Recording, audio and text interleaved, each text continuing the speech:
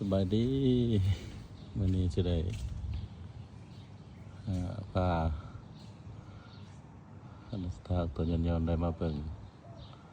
วัดพุทธรัตนารามที่เมืองเคลเลอร์นะรัฐเท็กซัสเป็นได้มีเจดีย์จำลองพระพุทธคยาใหญ่นะนี่เจดีย์เป็นใหญ่หลายให้มาเบิ่งบริเวณอ้อมพระเจดีย์จะมียางอ้อมยางเก็บกลมนี่บริเวณวัดเพิ่นนี่จะมีต้นไม้หลายเนาะลมลื่นน่ามาสุ่มมาเที่ยวขึ้นไปเทิงก็ได้เนาะ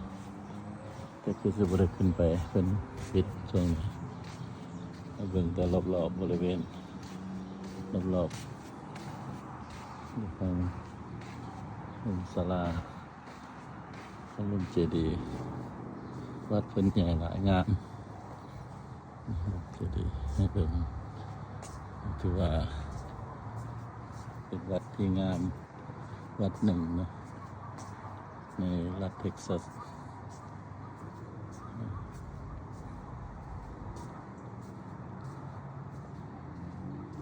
วัด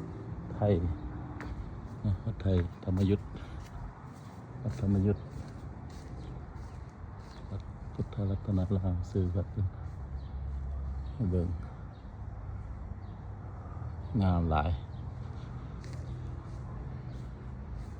ในโอกาสในพาพ่อแม่ครูบาอาจารย์เพิ่นมาแต่ฝรั่งเศสมาแต่ออสเตรเลียนี่ให้เบิ่งข้างใน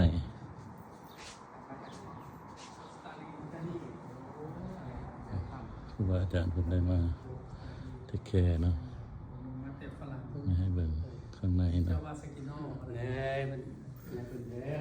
ขออนุญาตได้ขนาดเด้อได้มันพระครูเข้าวัดที่ไหนก็ลงมาเนี่ยเลยกันนะสาธุเจริญพรสันนิเนาะ